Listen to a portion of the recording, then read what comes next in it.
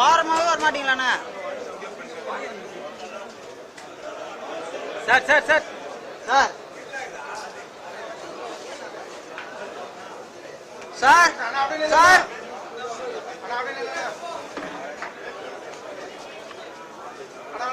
அண்ணா wait பண்ண கொஞ்சம் அண்ணா திரும்பி நில்லுங்க, பேட்சோட திரும்பி நில்லுங்க.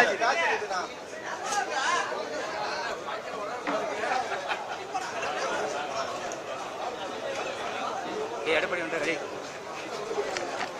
இன்னும் எடப்பாடி அங்க இன்னும் தான் இருக்குண்ணா.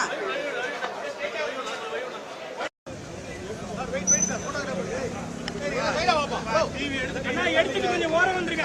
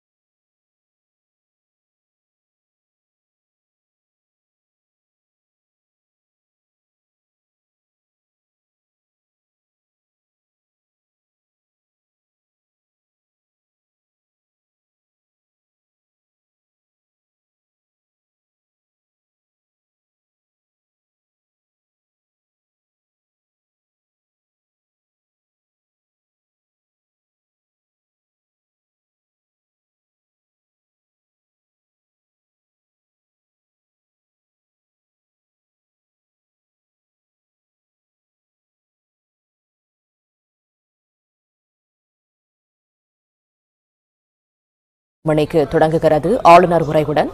அதில் பங்கேற்க முதலமைச்சர் விஜய் வருகை தந்துள்ளார். முதலமைச்சருக்கு காவல்துறை மரியாதை வழங்கப்பட்டது. விரிவான தகவல்களோடு இணைகிறார் செய்தியாளர் ராஜகுமரன். முதலமைச்சர் விஜய் வருகை தந்துள்ளார். முழு விவரங்கள் என்ன? ஆளுநர் உரையுடன் தமிழக சட்டப்பேரவை இன்று கூடும் நிலையில் தற்பொழுது தமிழக முதலமைச்சர் ஜோசப் விஜய் பேரவைக்கு வருகை தந்திருக்கின்றார். முதலமைச்சருக்கு காவல்துறை அணிவகுப்பு மரியாதை வழங்கியிருக்கின்றார்கள். அதன் அடிப்படையிலே கூட்டுக்குழல் இசைக்குழுவினர் உட்பட காவல்துறையினர் வழக்கமாக சட்டப்பேரவைக்கு ஆளுநர் உரை நிகழ்த்தக்கூடிய நாளில் வரக்கூடிய முதலமைச்சருக்கும் ஆளுநருக்கும் வரவேற்பு வழங்குவது வழக்கம். அந்த அடிப்படையிலே தமிழக முதலமைச்சருக்கு தற்பொழுது காவல்துறையினர் அணிவகுப்பு மரியாதையுடன் கூட்டுக்குழல் இசைக்கப்பட்டு வரவேற்பினை வழங்கியிருக்கின்றார்கள். இன்னும் சற்று நேரத்திலே தமிழ்நாடு ஆளுநர் அர்லேக்கர் அவர்கள் சட்டப்பேரவைக்கு வருகை தர இருக்கின்றார். ஆளுநர் வரும் பொழுதும் தமிழக அரசின் சார்பிலே முதலமைச்சர் உள்ளிட்டவர்கள் வருகை தந்த வரவேற்று அழைத்துச் செல்வார்கள். அது மட்டுமல்லாமல் காவல்துறையினுடைய தலைமை இயக்குநர் உள்ளிட்டவர்களும் தலைமைச் செயலாளர் உள்ளிட்டோரும் வருகை தந்து ஆளுநரை வரவேற்று அழைத்துச் செல்வார்கள். ஆளுநருக்கு பாரம்பரிய முறைப்படி மரபுப்படி சட்டப்பேரவைக்கு வரக்கூடிய ஆளுநர் அவர்களுக்கு காவல்துறையினுடைய தலைமை இயக்குநர் தலைமைச் செயலாளர் மற்றும் மூத்த துறை செயலாளர்கள் உள்ளிட்டவர்கள் அறிமுகம் செய்து வைக்கப்படுவார்கள். காவல்துறை சார்பிலே அப்பொழுதும் அணிவகுப்பு மரியாதையுடன் தமிழ்நாடு ஆளுநர் அர்லேக்கர் அவர்களுக்கு வரவேற்பு வழங்கப்பட இருக்கின்றது. அதன் பிறகு ஆளுநர் பேரவைக்கு உள்ளாக சென்று தமிழ் தாய் வாழ்த்து முதலில் இசைக்கப்பட்டு நிறைவாக தேசிய கீதம் இசைக்கப்படும். இதுதான் தமிழகத்தினுடைய சட்டப்பேரவை என்றாலும் கடந்த ஒரு 4 ஆண்டுகளாக ஆளுநராக இருந்த பழைய ஆளுநர் ஆர்.என். ரவி அவர்கள் தமிழ்நாடு சட்டமன்றத்திலே முதலிலேயே தேசிய கீதம் இசைக்கப்பட வேண்டும் என்ற ஒரு கோரிக்கையை முன்வைத்து குற்றச்சாட்டை கூறி பேரவையிலிருந்து வெளிநடப்பு செய்திருந்தார். ஆளுநர் உரையை படிக்காமலே புறக்கணித்து அவர் வெளியேறியிருந்தார். இந்த நிலையில் புதிய அரசு அமைந்திருக்கின்றது. தமிழ்நாட்டிற்கு புதிய ஆளுநராக அர்லேக்கர் அவர்கள் வந்திருக்கின்றார். எனவே அவருடைய நிலைப்பாடு என்னவாக இருக்கும்? முதலமைச்சர் பதவியேற்பு, அமைச்சரவை பதவியேற்பின் பொழுது ஆளுநர் மாளிகை சார்பில் நடத்தப்பட்ட நிகழ்ச்சிகள் எல்லாம் மத்திய அரசினுடைய வழிகாட்டு நெறிமுறைகளை பின்பற்றப்பட்டதாக கூறி வந்தே மாதரம், தேசிய கீதம் உள்ளிட்டவற்றுக்கு பிறகாக தமிழ் தாய் வாழ்த்து இசைக்கக்கூடிய ஒரு சூழல் இருந்தது. வந்தே மாதரம் முதலில் இசைக்கப்பட்டது. இன்று நடைபெறக்கூடிய இந்த நிகழ்ச்சி என்பது சட்டப்பேரவை வளாகத்திற்குள் நடக்கின்றது. சட்டப்பேரவை வளாகம் என்பது முழுக்க பேரவைத் தலைவருடைய அதிகார வரம்பிற்கு உட்பட்ட ஒரு இடம். சட்டப்பேரவைக்குள்ளே முழு அதிகாரம் பொருந்தியவராக பேரவைத் தலைவர் தான் இருப்பார். எனவே பேரவைத் தலைவர் ஏற்கனவே தெளிவுபடுத்தி விட்டார். ஜே.சி.டி. பிரபாகர் முதலில் தமிழ் தாய் வாழ்த்து தான் இசைக்கப்படும் என்பதாக சொல்லி இருக்கின்றார். எனவே ஆளுநர் இன்னும் சற்று நேரத்திலே வருகை தந்த பிறகு தமிழ் தாய் வாழ்த்துடன் ஆளுநர் உரை நிகழ்த்தப்படுமா என்ற ஒரு எதிர்பார்ப்பு எழுந்திருக்கின்றது. அது மட்டுமல்லாமல் அரசின் சார்பிலே நிறைய தயாரித்து உரையாக வழங்கியிருப்பார்கள். அரசினுடைய திட்டங்கள் ஏனென்றால் தமிழக வெற்றி கழகம் தலைமையிலான அரசு தேர்தல் வாக்குறுதியாக பல வாக்குறுதிகளை வழங்கியிருந்தார்கள். பெண்களுக்கு கொடுக்கக்கூடிய மாதாந்திர உதவித்தொகையை உயர்த்துவது, அனைத்து வகையான அரசு பேருந்துகளிலும் பெண்கள் இலவசமாக பயணம் செய்வதற்கான ஒரு சூழலை ஏற்படுத்துவது என்பது உட்பட பல்வேறு சலுகைகள் நலத்திட்டங்களை எல்லாம் தமிழக வெற்றி கழக அரசு சொல்லி இருந்தது வாக்குறுதியாக. அந்த திட்டங்கள் எல்லாம் இடம்பெறும். அது மட்டுமல்லாமல் புதிய திட்டங்களும் இடம்பெறக்கூடும். இந்த அரசில் என்னவெல்லாம் செய்ய போகின்றார்கள் என்பதை ஆளுநர் உரையாக தயாரித்து அமைச்சரவை ஆளுநருக்கு வழங்கியிருக்கும். அதை தமிழ்நாட்டினுடைய ஆளுநர் அர்லேக்கர் அவர்கள் வாசிப்பார். இதுதான் இன்றைக்கு எதிர்பார்ப்பாக இருக்கின்றது. எனவே அரசினுடைய ஏற்கனவே அறிவிக்கப்பட்ட திட்டங்கள் மட்டுமல்லாமல் அரசு திட்டமிட்டிருக்கக்கூடிய வருங்கால திட்டங்கள் என்ன என்பதையும் இன்னும் சற்று நேரத்திலே ஆளுநர் உரையின் மூலமாக நாம் அறிந்து கொள்ள முடியும். ஏனென்றால் பரந்தூர் விமான நிலையம் உள்ளிட்டவை தொடர்பாக தமிழக முதலமைச்சருடைய நிலைப்பாடு வேறாக இருக்கின்றது. நிலங்களை அதிகளவு வேளாண் நிலங்களை கைப்பற்றி விமான நிலையம் அமைக்க வேண்டும் என்ற அவசியம் இல்லை என்பதுதான் TVK அரசினுடைய ஒரே நோக்கமாக இருக்கின்றது. அது மட்டுமல்லாமல் சில ஆலைகளை திறப்பதற்கு அனுமதி வழங்கப்படக்கூடிய ஒரு சூழல் இருப்பதாக பார்க்கப்படுகின்றது. அதன் காரணமாகத்தான் மதிமுகவினுடைய பொதுச் செயலாளர் வைகோ நேற்றைய தினம் வருகை தந்து ஸ்டெர்லைட் ஆலையை திறப்பதற்கு தடையின்மை சான்றிதழை வழங்கிவிடக் கூடாது என்று சொல்லியிருந்தார்கள். எனவே ஸ்டெர்லைட் போன்ற ஆலைகள் திறக்கப்படுவதற்கான தடையின்மை சான்றிதழை அரசு வழங்கக்கூடுமாம். தொழில் வாய்ப்புகளை அதிகரிக்க வேண்டும். குறிப்பாக தென் மாவட்டங்களில் எல்லாம் நிறைய புதிய நிறுவனங்கள் வந்தால்தான் தொழில் வாய்ப்பு அதிகரிக்கும் என்பதை போன்ற ஒரு பார்வையும் முன்வைக்கப்பட்டு வருகின்றது. தகவல்களுக்கு நன்றி ராஜகுமரன்.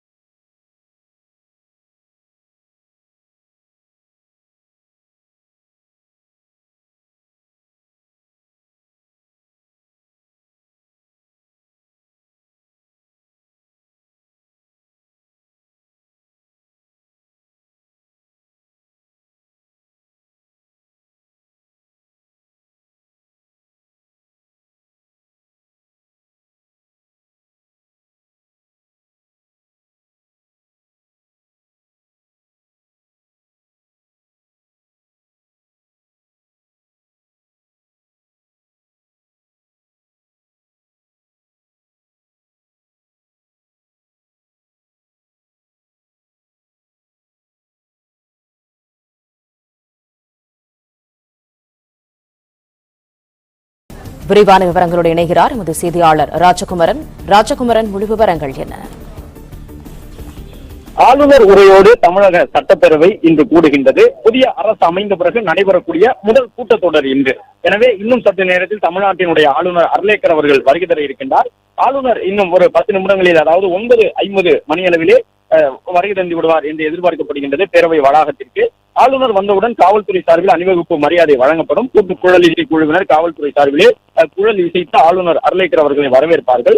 ஆளுநர் சட்டப்பேரவை வளாகத்திற்கு வந்து இறங்கியவுடன் பேரவையினுடைய தலைவர், பேரவையினுடைய செயலாளர், அவையினுடைய முன்னவராக இருக்கக்கூடிய மூத்த உறுப்பினர் ஆகிய மூவரும் சென்று வரவேற்பார்கள். மலர் கொத்து வழங்கி ஆளுநர் அர்லேக்கர் அவர்களை வரவேற்பார்கள். சிவப்பு கம்பளம் விரிக்கப்பட்டிருக்கக்கூடிய பகுதியின் வழியாக ஆளுநர் அழைத்துச் செல்லப்படுவார், பேரவையினுடைய மைய மண்டபத்தின் வழியாக. எனவே ஆளுநர் இன்னும் சற்று நேரத்தில் அர்லேக்கர் அவர்கள், தமிழக ஆளுநர் வருகை தந்த பிறகு அவரை வரவேற்பதற்காக பேரவையினுடைய தலைவர், பேரவையினுடைய செயலாளர், அவையினுடைய முன்னவராக இருக்கக்கூடிய மூத்த உறுப்பினர் அமைச்சர் செங்கோட்டையன் உள்ளிட்டவர்கள் தற்பொழுது பேரவை வளாகத்தில் காத்திருக்கின்றார்கள். ஆளுநர் வந்தவுடன் அவருக்கு காவல்துறை சார்பிலே அணிவகுப்பு மரியாதை வழங்கப்படும். அணிவகுப்பு மரியாதையை ஆளுநர் அவர்கள் ஏற்றுக்கொண்ட பிறகு மலர் கொத்துகளை பேரவைத் தலைவர், பேரவையினுடைய செயலாளர், அவை முன்னவர் ஆகிய மூவரிடமிருந்து பெற்றுக்கொள்வார். அதன் பிறகு பேரவைக்கு உள்ளாக அழைத்துச் செல்லப்படுவார் ஆளுநர். அதன் தொடர்ச்சியாகத்தான் ஆளுநர் பேரவைத் தலைவர்களுடைய இருக்கைக்கு அருகே அமர்ந்து ஆளுநர் உரை நிகழ்த்துவார். ஆளுநர் உரை நிகழ்த்தி முடித்த பிறகு, அதாவது ஆங்கிலத்தில் ஆளுநர் பேசுவதை தமிழாக்கம் செய்து பேரவையினுடைய தலைவர் அடுத்ததாக வாசிப்பார். ஆளுநர் உரையிலே பல்வேறு முக்கியமான அம்சங்கள் இடம்பெறும். ஏற்கனவே அறிவித்திருக்கக்கூடிய திட்டங்கள் எவ்வாறு செயல்பாட்டுக்கு வரப்போகின்றது, புதிதாக என்ன வளர்ச்சி திட்டங்களை எல்லாம் இந்த மாநிலத்திற்கு தமிழக அரசு, தமிழகத்தினுடைய முதலமைச்சர் ஸ்ரீ ஜோசப் விஜய் தலைமையிலே ஆற்றப் போகின்றார்கள் என்பதற்கான விவரங்கள் எல்லாம் ஆளுநர் உரையிலே இடம்பெற்றிருக்கும். ஏற்கனவே தமிழக அரசினுடைய வெள்ளை அறிக்கையை அண்மையில் வெளியிட்டிருந்தார்கள்.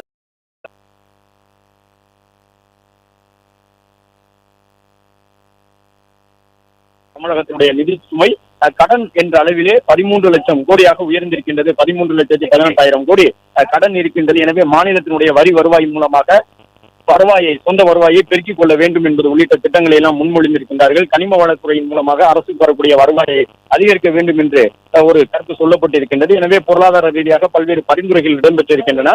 அவையெல்லாம் இன்றைக்கு ஆளுநர் உரையிலே எதிரொலிக்குமா, ஏதேனும் புது வகையிலான வருவாயை ஈட்டுவதற்கான திட்டங்களை இந்த அரசு வைத்திருக்கின்றதா என்பதையும் ஆளுநர் உரையில் அறிந்து கொள்ள முடியும். அதன் அடிப்படையில் தான் அமைச்சரவை உருவாக்கி கொடுத்திருக்கக்கூடிய உரையினை தமிழக ஆளுநர் அர்லேக்கர் அவர்கள் இன்னும் சற்று நேரத்தில் வருகை தந்து வாசிக்க இருக்கின்றார். இன்னும் சரியாக 5 நிமிடங்களிலே தமிழ்நாட்டினுடைய ஆளுநர் அர்லேக்கர் அவர்கள் பேரவை வளாகத்திற்கு வருகை தர இருக்கின்றார். பேரவை வளாகத்திலே அவரை வரவேற்பதற்காக பலரும் காத்திருக்கின்றார்கள். அது மட்டுமல்லாமல் வழக்கமாகவே தமிழ்நாட்டிலே கடந்த 4 ஆண்டுகளாக ஆளுநர் பேரவைக்கு வருகின்றார் என்றாலே அவரை சூழ்ந்து பல்வேறு சர்ச்சைகள் எழுந்து வந்திருக்கின்றன. ஆளுநர் உரையில் இடம்பெற்றிருக்கக்கூடிய அம்சங்களை எல்லாம் கடந்த முறை ஆளுநர் RN ரவி அவர்கள் வாசிக்க மறுத்தார். திமுக ஆட்சியிலே சட்டம் ஒழுங்கு சிறப்பாக இருக்கின்றது என்பதை போன்ற வரிகளை எல்லாம் அமைச்சரவை ஆளுநருக்கு வழங்கியிருந்தது. அவற்றையெல்லாம் நான் வாசிக்க மாட்டேன் என்று சில வரிகளை விட்டு வாசித்திருந்தார் கடந்த முறை திமுக ஆட்சியிலே அப்போதைய ஆளுநர். அது மட்டுமல்லாமல் தேசிய கீதம் முதலிலேயே இசைக்கப்பட வேண்டும், தமிழ்தாய் வாழ்த்து பிறகுதான் இசைக்கப்பட வேண்டும் என்பது ஆளுநர் மாளிகையினுடைய நிலைப்பாடாக கடந்த முறை இருந்தது. அதை பேரவைத் தலைவர் ஒப்புக்கொள்ளவில்லை என்பதன் காரணமாக ஆளுநர் RN ரவி அப்போது இருந்தவர் வெளிநடப்பு செய்திருந்தார். எனவே ஒரு பக்கம் ஆளுநர் உரை நிகழ்த்துகின்றார் என்றால் வெளிநடப்பு செய்வாரோ என்ற ஒரு கேள்வி எழுந்து வரும். அது மட்டுமல்லாமல் உரையில் கொடுக்கப்பட்டதை ஆளுநர் முழுவதுமாக படிக்காமல் சட்டம் ஒழுங்கு சீர்குலைந்திருக்கின்றது, அமைச்சரவை எப்படி சட்டம் ஒழுங்கு சிறப்பாக இருக்கின்றது என்று எழுதி கொடுக்க முடியும்?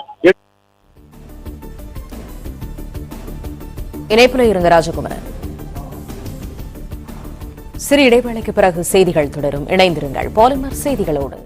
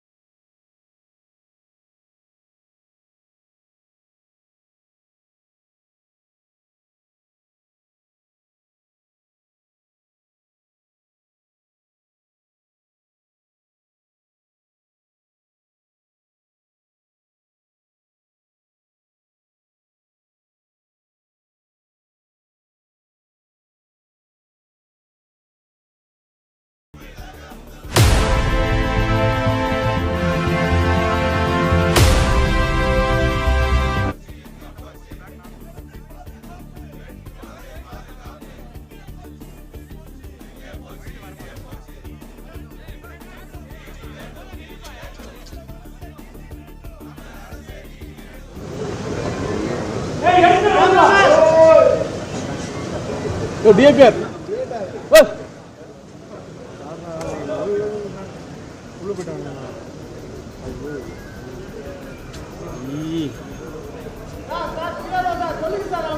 டிஐபிஆர்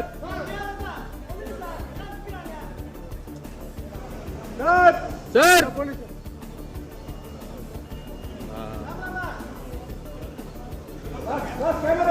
கேமராமேன்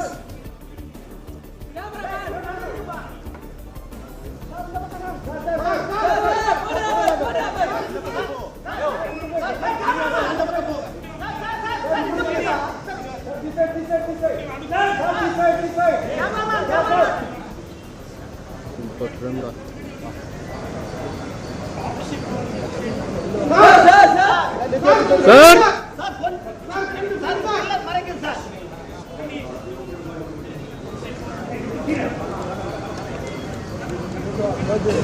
நீ க்ளோஸ் வச்சுக்கோ ஆட்டாதண்ணா நீ க்ளோஸ் வைடா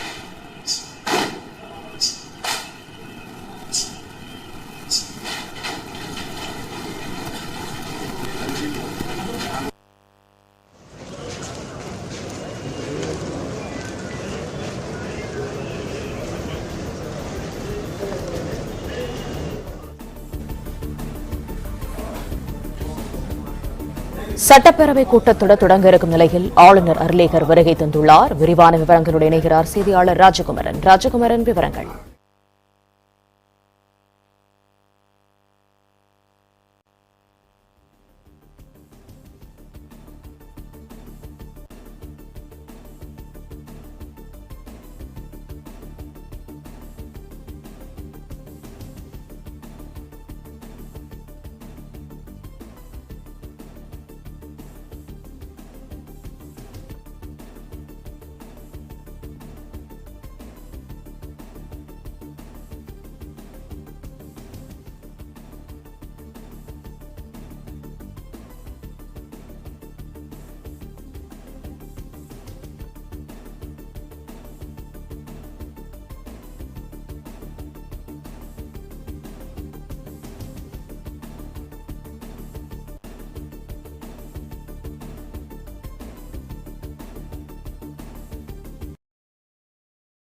தொடர்ந்து தமிழக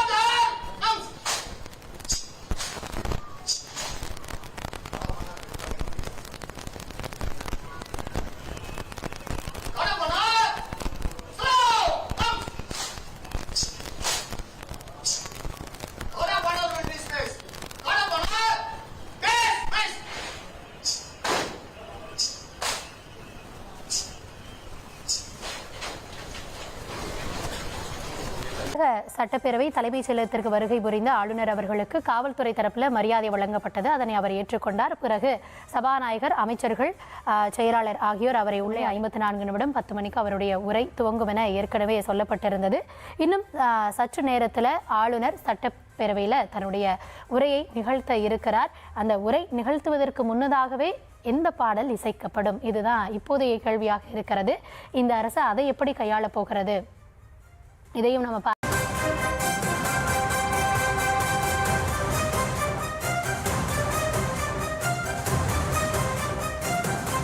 சற்று முன்னதாக நம்ம பார்த்திருந்தோம், ஆளுநர் தன்னுடைய மக்கள் மாளிகையிலிருந்து புறப்பட்டிருந்தார். தற்பொழுது அவர் சட்டமன்றத்திற்கு வருகை தரக்கூடிய அந்த காட்சிகளை நாம் பார்க்கிறோம். இதற்கு பிறகு அவருக்கான மரியாதை வழங்கப்பட்டு அவர் சட்டப்பேரவை அந்த அரங்கத்திற்குள்ள அழைத்து செல்லப்படுவார். இதனையடுத்து அவருடைய உரை 10 மணிக்கு துவங்கும் அப்படின்னு எதிர்பார்க்கப்படுகிறது. தற்பொழுது ஆளுநர் அவர்கள் அங்கு வருகை தரக்கூடிய அந்த காட்சிகளை நாம் பார்த்து வருகிறோம். ஆளுநர் ராஜேந்திர விஸ்வநாத் அர்லேக்கர்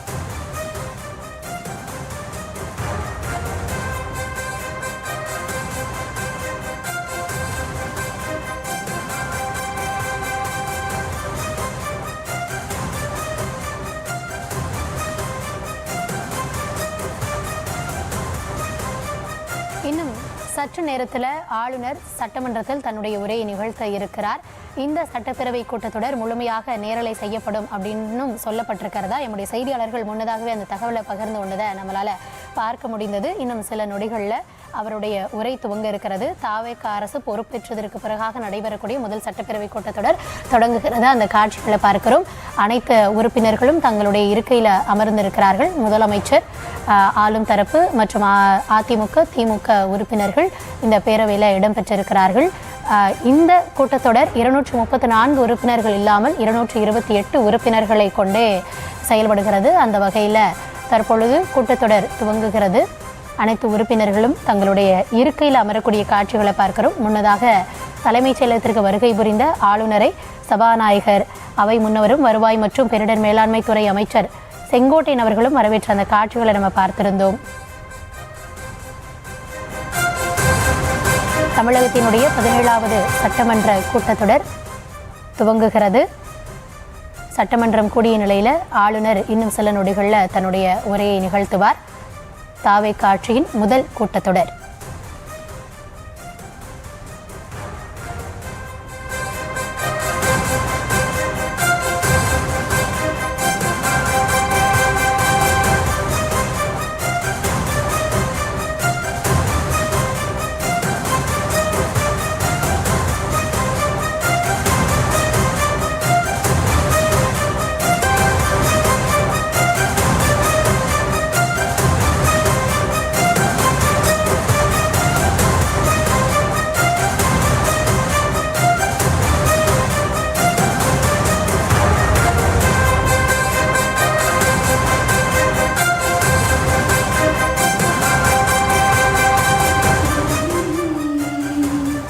சீராரும் வதனமென திகழ்பர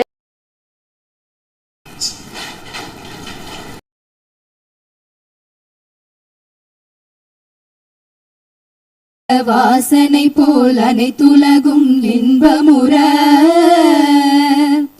எத்திசையும் புகழ் மணக்க இருந்த பெரும் தமிழனங்கே தமிழனங்கே உன் சீரிலமை திறம் வியந்த செயல் மறந்த வாழ்த்துதுமே வாழ்த்துதுமே வாழ்த்துதுமே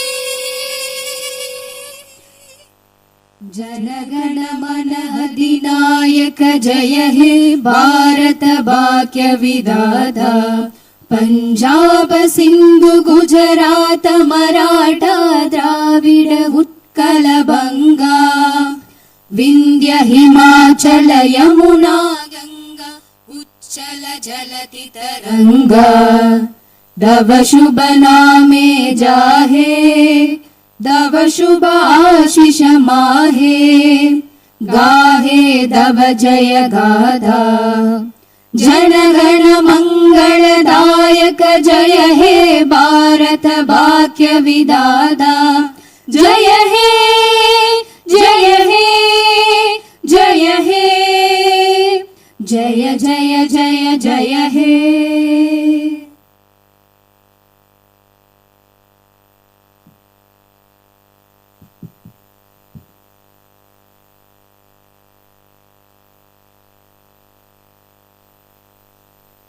Honorable members of the Legislative Assembly, Vanakkam. Perarignar Anna once said, the people are the true masters of the nation. At the very outset, I convey my best regards to the members of the Legislative Assembly seated here for the first session of the 17th Tamil Nadu Legislative Assembly, who have been chosen by the people, the real masters of Tamil Nadu, in the recently concluded Tamil Nadu Legislative Assembly elections. As members of this historic assembly, the very heart and intellect of our democracy, I am confident that you will debate on people's needs, enact laws accordingly, and safeguard the welfare of the people. Annal Ambedkar profoundly stated, true democracy is the union of all three: equality, liberty, and fraternity. For such a democracy to flourish, the people of Tamil Nadu have firmly decided that it is possible only under the Honorable Chief Minister Thiru Sri Joseph Vijay, leader of the Tamilaga Vetri Kalagam, a party that stands above caste, religion, language, race, and the influence of money, and that holds as its ideological guides Pagutharivu, Pagalavan, Tantha Periyar, Peruthalavayar, Kamarajar, Satta Medithal, Annal Ambedkar, Viramangai, Rani Villu Nachiyar, and Makkal Sevagar Anjal Amal. Please forgive me for wrong pronunciations. With this conviction, the people of Tamil Nadu have placed the government led by the Tamilaga Vetri Kalagam in power. In keeping with quote that change alone is unchanging, a transformation never seen before in the political history of Tamil Nadu has come about in the recently concluded Tamil Nadu Legislative Assembly elections. Within just 2 years of the party founding, the historical leader of our times, the Honorable Chief Minister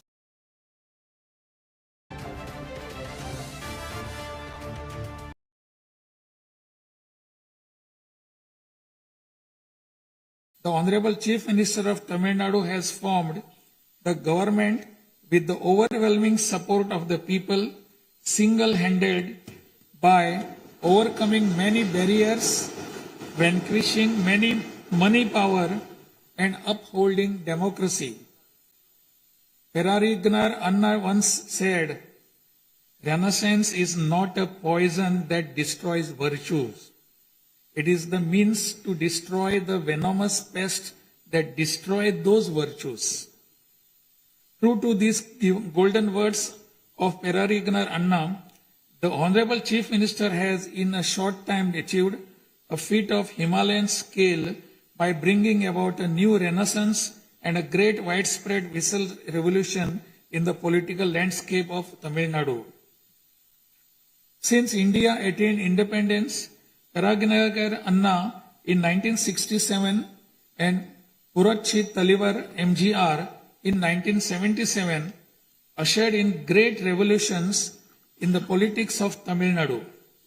On similar lines, in 2026, the Honorable Chief Minister of Tamil Nadu has single-handedly brought about a great historic revolution.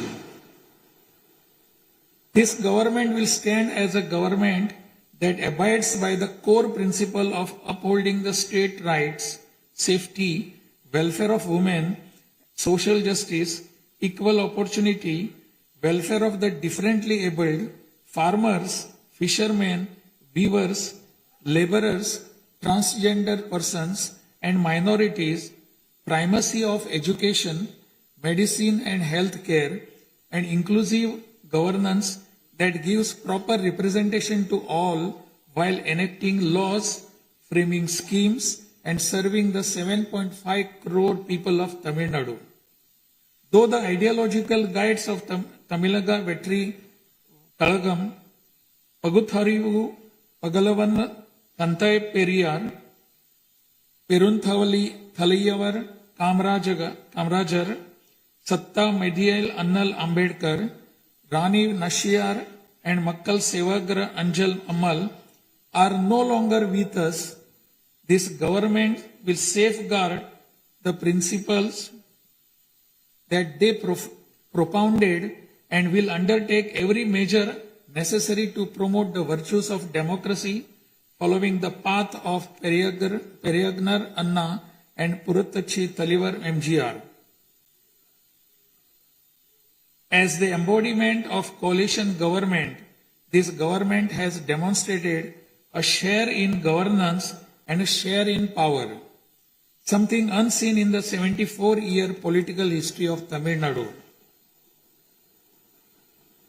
After the Tamil Vetri Kalagam government assumed office, the Honorable Chief Minister Thiru C. Joseph Vijay met the Honorable Prime Minister of India, Thiru Narendra Modi, in person at New Delhi.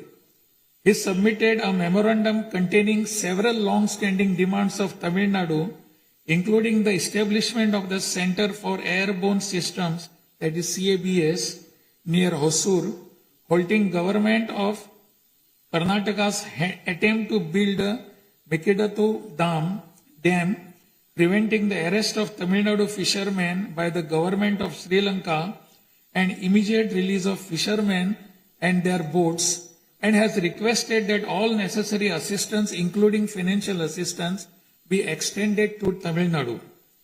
The Honorable Chief Minister has also made various requests to the Union Government regarding fund allocation for highways and infrastructure development in Tamil Nadu, establishment of educational institutions of national importance in Tamil Nadu, and administrative sanction for metro rail projects needed for the cities of Hosur, Coimbatore, and Madurai. In the 11th Governing Council meeting of Niti Aayog, the Honorable Chief Minister once again urged the Union Government to meet these demands. It is sincerely hoped that the Union Government will consider these demands favorably and extend the necessary assistance to Tamil Nadu. A resolution will be passed in Tamil Nadu Legislative Assembly demanding Tamil Nadu's due share of financial devolution from the taxes contributed to the Union Government. Besides passing the resolution, a special legal committee will be constituted to legally pursue the issue up to the Supreme Court in order to secure fair financial devolution. Every rupee due to Tamil Nadu will be properly documented, and a report detailing the Union Government's discriminatory approach towards the financial devolution of Tamil Nadu will be published.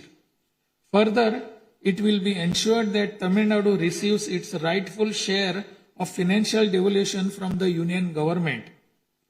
This government will work diligently to continuously press the Union Government to safeguard the welfare of Tamil Nadu, to fight for state rights, to implement required schemes for the state, and to create new infrastructure. Over the past few years, Tamil Nadu's financial position has faced a very severe deterioration. As promised by the Honorable Chief Minister in his first public address after assuming office, this government has released a white paper on Tamil Nadu's finances to bring out the truth of the previous government's fiscal mismanagement. In the last 5 years alone, the debt has nearly doubled, reaching the level of rupees 10 lakh crores. This currently amounts to 28.3% of the gross state domestic product. As a result, every individual living in Tamil Nadu bears a debt burden of more than 1 lakh rupees. The state's revenue deficit, which was rupees 48,840 crores in 24-25, has risen to 78,324 crores in 25-26 in just 1 year, amounting to 2.2% of the gross state domestic product. Nearly 23% of total revenue receipts it is spent on interest payments alone.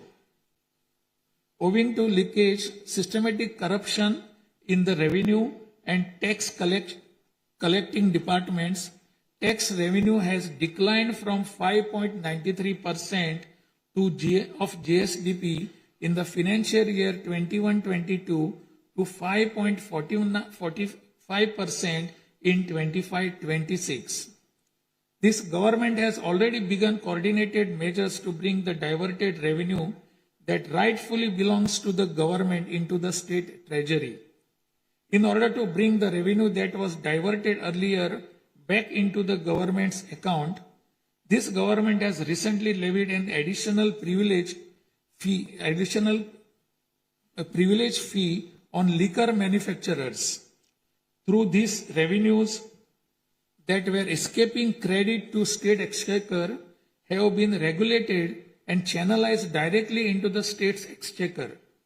And the government is expecting receipt of up to 1,000 crore rupees annually. This government is taking every measure to prevent all leakages in revenue receipts, as well as leakages in government works and other government expenditure, and to restore the state's finances onto a sound path which will enable this government to fully honor the promises it has made to the people of Tamil Nadu.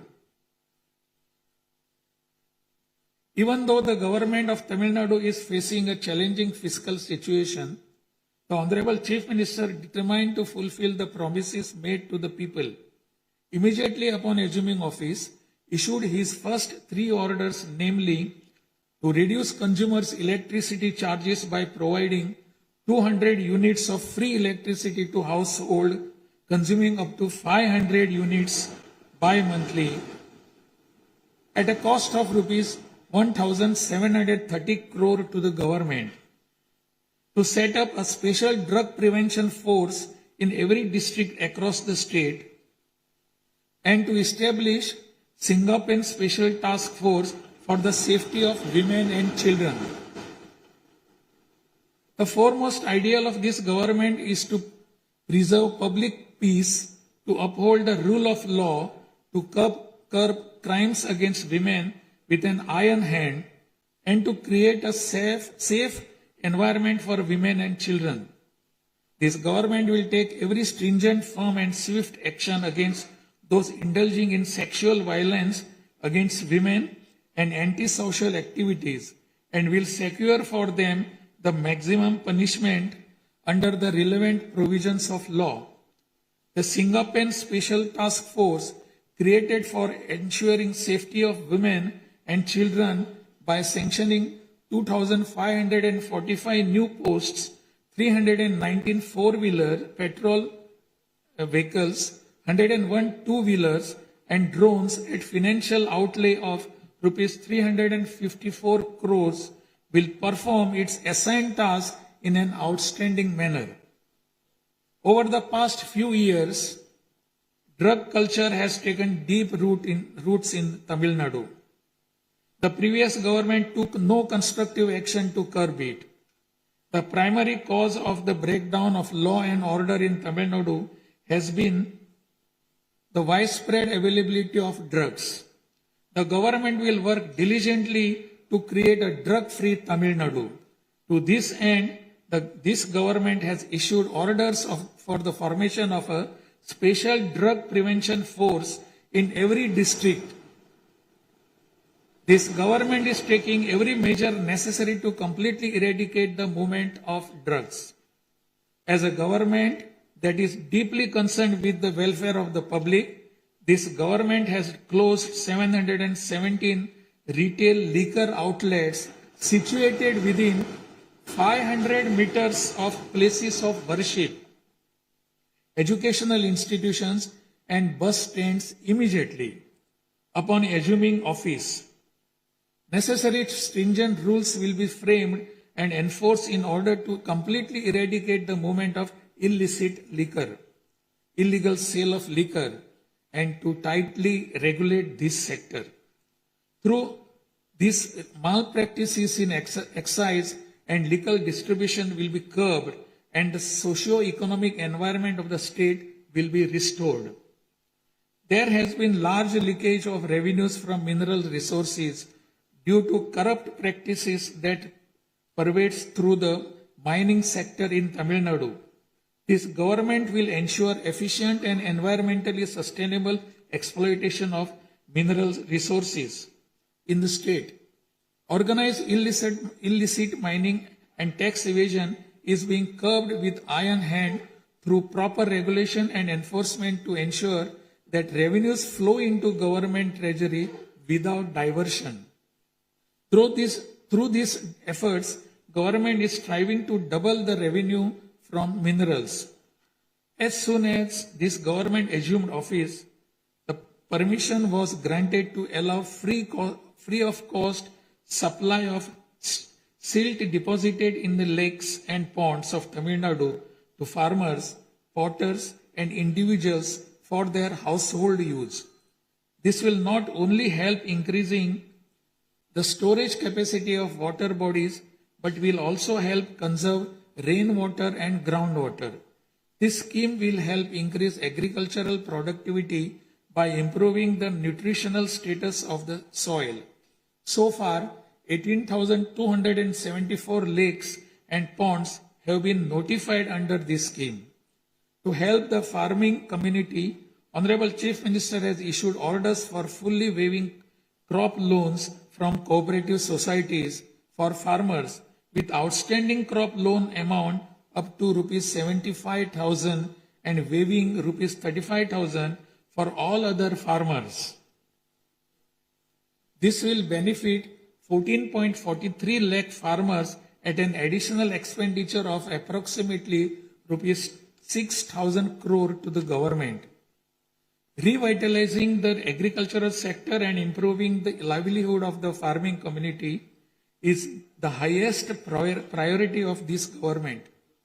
Beyond the immediate financial assistance and loan waivers granted to farmers, this government will act as the prime force in the protecting farmers' interest through proper irrigation management, modern agricultural technologies, improvement of cold storage facilities, and ensuring remunerative prices for their produce. This government is firmly committed to rooting out the corruption rampant in the administrative system and to provide the people an honest, transparent, and clean administration. Accordingly, all departmental procurements and public tenders will be transparent and will be brought under stringent monitoring mechanisms. Interferences of middlemen and illegal gratification practices that prevailed hitherto will be completely eliminated. It is a fundamental policy of this government that true social justice lies in every community getting due representation. To fulfill this policy and promise, we will urge the Union government to swiftly complete the caste enumeration in conjunction with the ongoing population census. After the Union government completes the caste enumeration, the government of Tamil Nadu will conduct social justice survey. In 1968, when Peraginar Anna was the chief minister, a resolution was passed in Tamil Nadu Legislative Assembly that the 3-language formula must be removed and only 2 languages, Tamil and English, should be taught. From then until now, 2-language policy has been adopted in Tamil Nadu. This government will continue to follow this policy since the 2-language policy is one that people of Tamil Nadu have accepted. This government will urge the Union government to use Tamil as the language of pleading in the Madras High Court and its Madurai bench and to establish a bench of Supreme Court in Chennai. This government will strongly oppose the National Education Policy 2020. The Union government stands that the amount of rupees 3,458 crore due to Tamil Nadu under Samagra Shiksha Abhiyan will be released only if the 3-language formula under the National Education Policy is implemented is unacceptable. This is tantamount to imposing the 3-language formula on Tamil Nadu. This government will urge the Union government to reconsider its stand linking the implementation of three-language formula with the allocation of funds and to immediately release the funds due to Tamil Nadu. Issues such as NEET examination, imposition of the national education policy, and three-language formula have arisen consequent to education being in concurrent list of the Constitution. Therefore, this government will undertake all necessary efforts to move education from the concurrent list to the state list. The true education reform lies in raising the quality of educational institutions and their teaching skills. Accordingly, this government will act on a war footing to fill up the necessary posts of assistant professors and teaching staff that have been lying vacant for a long time in states' universities and higher education institutions in a transparent manner, strictly based on eligibility and merit. Moreover, this government will introduce various fundamental reforms in the higher education sector. Through this, the students of Tamil Nadu will get world-class education. The Kaveri Delta region is the granary of Tamil Nadu. The farmers of this region depend on Kaveri water as the main water source of the Delta district. Tamil Nadu has the right to use Kaveri water from time immemorial. Even after our right was upheld in the Supreme Court, we are having to struggle every year to obtain Kaveri water. Instead of giving our due share of water, only surplus water is being released to Tamil Nadu by the government of Karnataka. In this situation, government of Karnataka is attempting to implement the Mekedatu project. If this project is implemented, agricultural production as well as farmers' livelihood will be severely affected. This government is taking necessary legal measures to halt this and to get water for Tamil Nadu at the right time. The fishermen of Tamil Nadu continuing to face numerous challenges that affect their livelihood and economic security. In addition to the adverse impacts of monsoons, cyclones, and other natural disasters, fishermen fishing in the Palk Bay frequently encounter serious hardships while fishing in their traditional waters. They are often apprehended by the Sri Lankan naval authorities and their fishing boats are seized and impounded and substantial penalties are imposed upon them. While this government will continue to urge the union government to secure a resolution to this long-standing issue, it will at the same time undertake various measures to strengthen livelihood of fishermen. This government will act firmly to mitigate climate change, to increase Tamil Nadu's forest cover and green cover, and protect all vital ecosystems, including mangrove, forests, wetlands, and coastal ecosystem. A program for maintenance of lakes and ponds will be implemented every year to help raise groundwater level and to conserve water during rainy seasons. Further, measures will be undertaken to build check dams at appropriate locations in order to prevent water flowing out to sea and to conserve rainwater.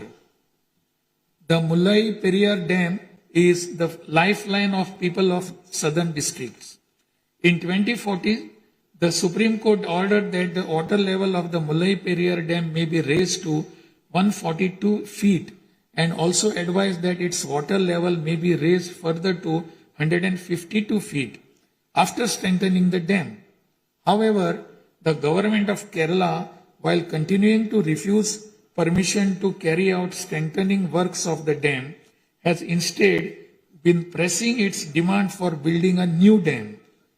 This government will take firm measures to prevent the government of Kerala's attempt to build a new dam and will take concerted action to carry out repair works in the Mullai Periyar Dam area and raise the water level of the dam. This government will make intensive efforts to implement the river interlinking project. First, to interlink the rivers within Tamil Nadu, and further to urge the union government to interlink the rivers of the southern states. This government will arrange continued archaeological research at the sites of Kiyadi, Adichanallur, Kudumanal, Mayillandu Parai, Shivakalai, Ahalgam Kulam, Arikamadu, Salvukumpam, and Pumpuhar strive to obtain UNESCO World Heritage Site recognition for the two sites of Kihadi and Adichanallur, and arrange for school students to be taken on educational tours to these sites.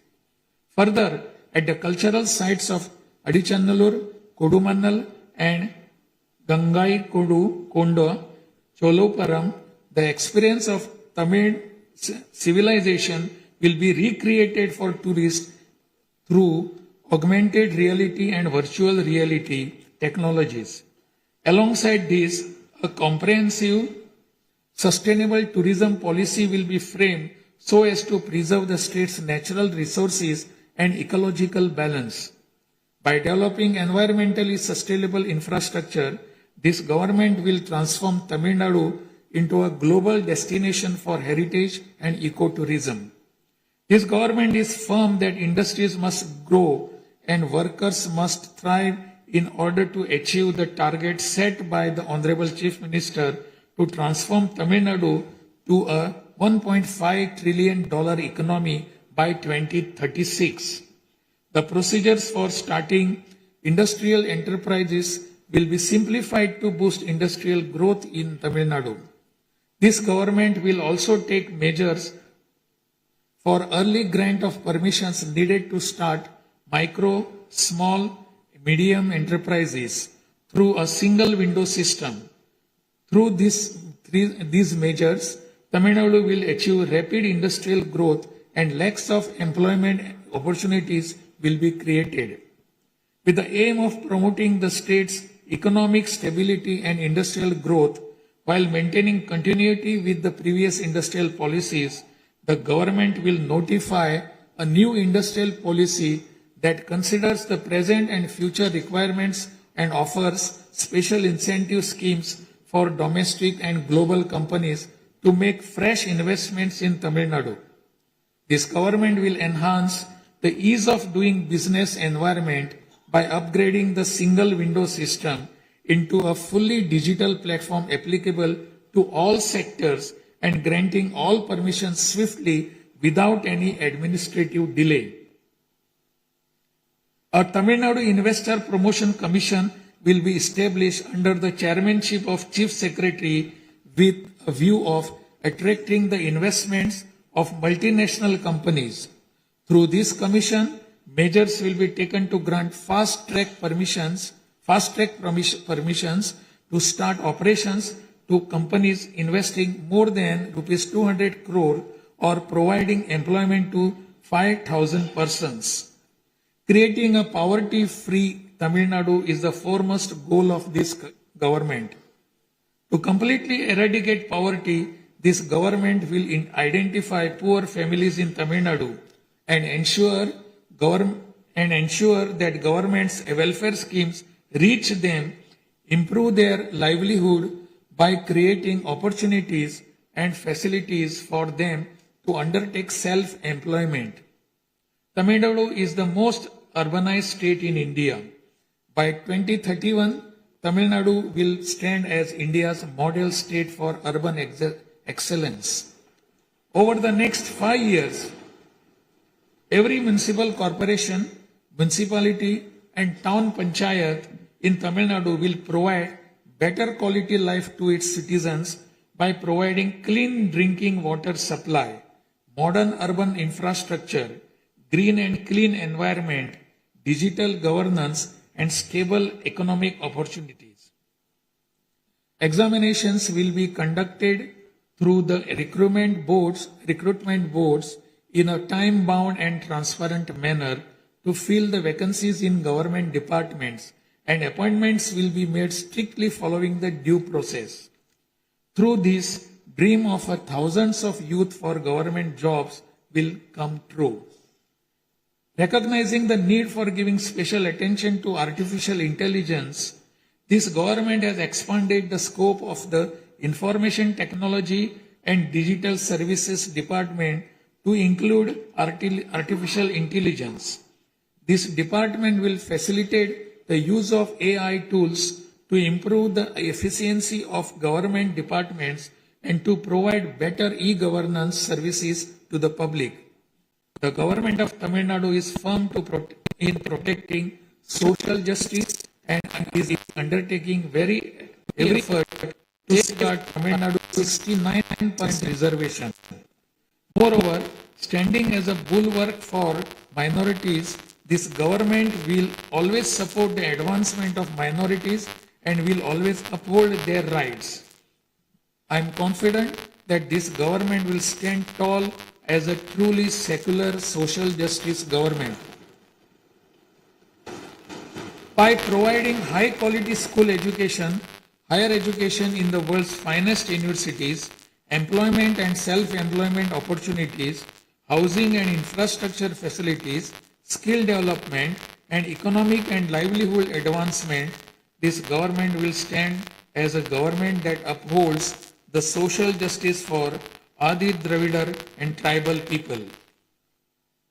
This government is resolved to protect the welfare of the differently abled.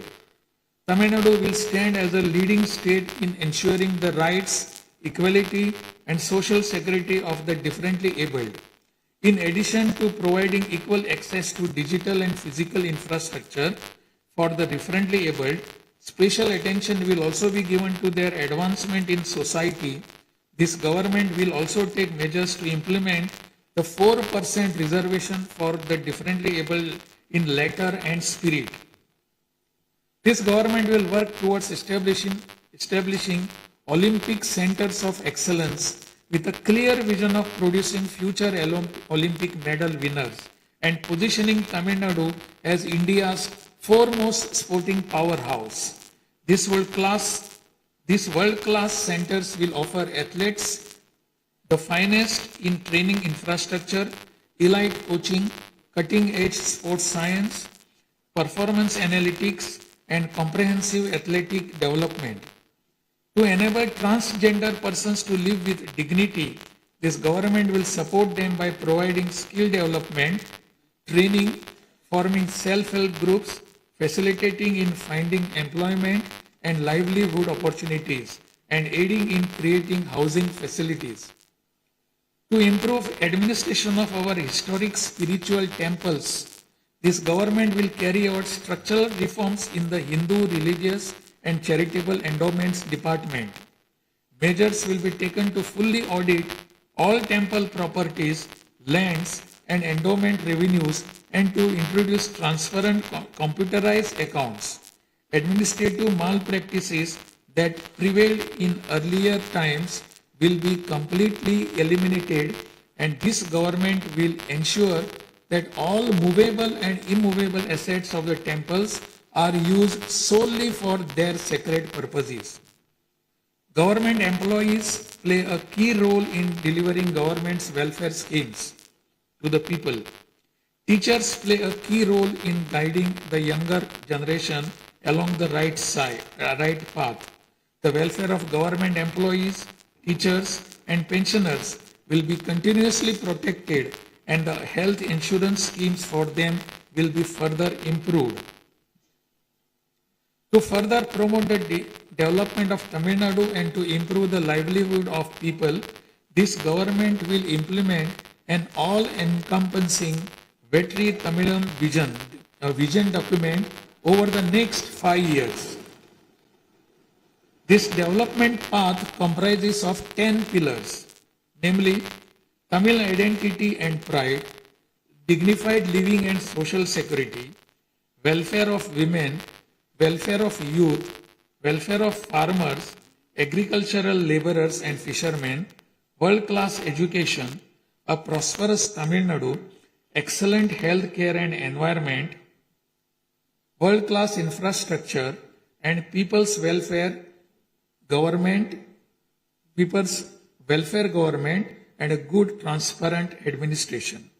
This government is resolved to break through every obstacle to deliver a corruption-free, honest administration and thereby to bring about an economic revival. This government will strive to ensure that its welfare schemes reach all sections of people. All the promises announced by this government will be fulfilled one by one in the years to come by streamlining the state's financial position. Amid great expectations, the people of Tamil Nadu have chosen this government led by the Honorable Chief Minister Thiru C. Joseph Vijay by overcoming money power, muscle power, and the power of authority. It is the duty of this government to fulfill the people's expectations. I trust that you, the members of the Legislative Assembly, will extend your cooperation to this government in fulfilling this duty.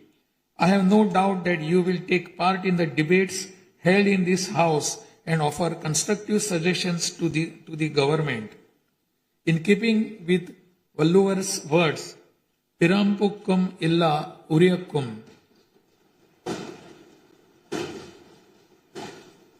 All lives are equal by birth. This government will function as a government for all and a government for the people. Honestly, transparently, and with full openness, free of favor or prejudice. Let us make Tamil Nadu the foremost state in India. Let us strive for Tamil Nadu to stand as a model for the other states. I conclude my address by requesting all of you, the members of Legislative Assembly, to extend your full cooperation to the efforts of this government. Nandri, Vanakkam, Namaskaram.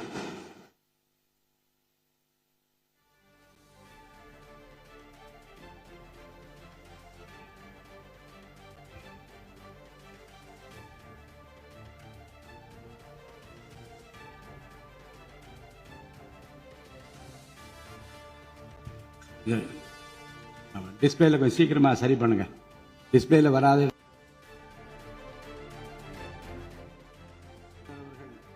ஆங்கிலத்திலே ஆற்றிய உரையின் தமிழாக்கத்தை இப்போது தங்கள் முன்னாலே நான் படிக்கின்றேன்.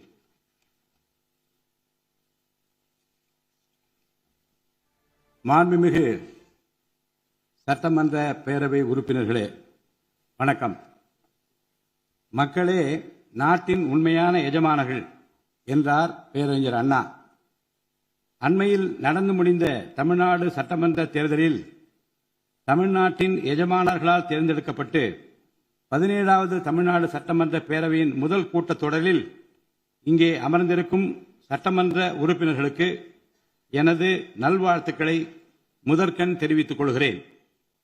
ஜனநாயகத்தின் இதயமாகவும் மூளையாகவும் திகழ்கின்ற வரலாற்று சிறப்புமிக்க இந்த மாமன்றத்தின் உறுப்பினர்களாகிய தாங்கள் அனைவருக்கும் மக்களுக்கு தேவையானவற்றை விவாதித்து அதற்கு ஏற்ப சட்டங்களை இயற்றி மக்கள் நலனை காப்பீர்கள் என்று நான் உறுதியாக நம்புகிறேன்.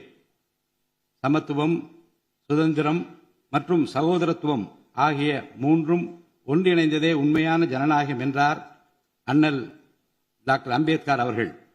அத்தகைய ஜனநாயகம் வளர வேண்டும் என்றால் பகுத்தறிவு பகலவன் தந்தை பெரியார், பெருந்தலைவர் காமராஜர், சட்டமேதை அண்ணல் அம்பேத்கர், வீரமங்கை ராணி வேலு நாச்சியார், மக்கள் சேவகர் அஞ்சலை அம்மாள் ஆகியோரை கொள்கை தலைவர்களாக கொண்டுள்ள சாதி, மதம், மொழி, இனம், பணம் ஆகியவற்றுக்கு அப்பாற்பட்டு செயல்படும் தமிழக வெற்றி கழகத்தின் தலைவர் மாண்புமிகு தமிழ்நாடு முதலமைச்சர் திரு ச. ஜோசப் விஜய் அவர்களால் தான் முடியும் என்று முடிவெடுத்து தமிழக வெற்றி கழகத்தின் தலைமையிலான அரசினை ஆட்சி அதிகாரத்தில் தமிழ்நாட்டு மக்கள் அமர்த்தியுள்ளார்கள். மாற்றம் ஒன்றே மாறாதது என்பதற்கேற்ப தமிழ்நாட்டின் அரசியல் வரலாற்றில் இதுவரை நிகழ்ந்திராத ஒரு மாற்றம் அண்மையில் நடந்து முடிந்த தமிழ்நாடு சட்டமன்ற தேர்தலில் ஏற்பட்டிருக்கிறது. கட்சி தொடங்கிய 2 ஆண்டுகளில் மக்களின் பேராதரவுடன் தன்னந்தனியாக பல தடைக்கற்களை உடைத்தெறிந்து பணநாயகத்தை ஒழித்து ஜனநாயகத்தை நிலைநாட்டி ஆட்சியை பிடித்திருக்கிறார் சரித்திர நாயகர் மாண்புமிகு தமிழ்நாடு முதலமைச்சர் அவர்கள்.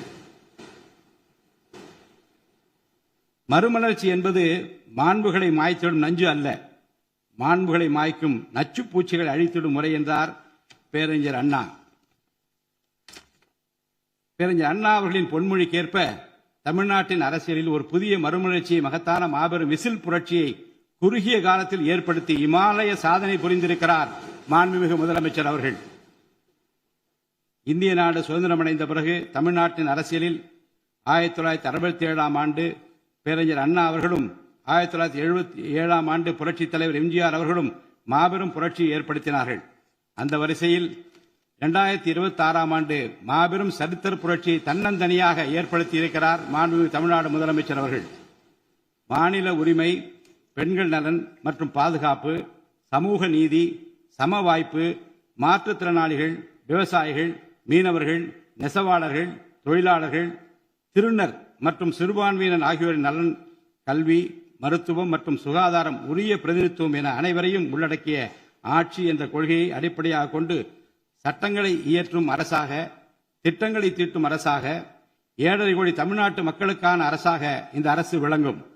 தமிழக வெற்றி கழகத்தின் கொள்கை தலைவர்களாக திகழும் பகுத்தறிவு பகலவன் தந்தை பெரியார், பெருந்தலைவர் காமராஜர், சட்டமேதை அண்ணல் அம்பேத்கர், ராணி வேலு நாச்சியார், மக்கள் சேவகர் அஞ்சலை அம்மாள் ஆகியோர் இன்று நம்முடன் இல்லை என்றாலும் அவர்கள் வகுத்து தந்த கொள்கைகளை கட்டி காத்து பேரறிஞர் அண்ணா மற்றும் புரட்சித் தலைவர் எம்ஜிஆர் அவர்களது வழியில் ஜனநாயகத்தின் மேன்மையை மேம்படுத்த தேவையான அனைத்து நடவடிக்கைகளையும் இந்த அரசு நடைமுறைப்படுத்தும்.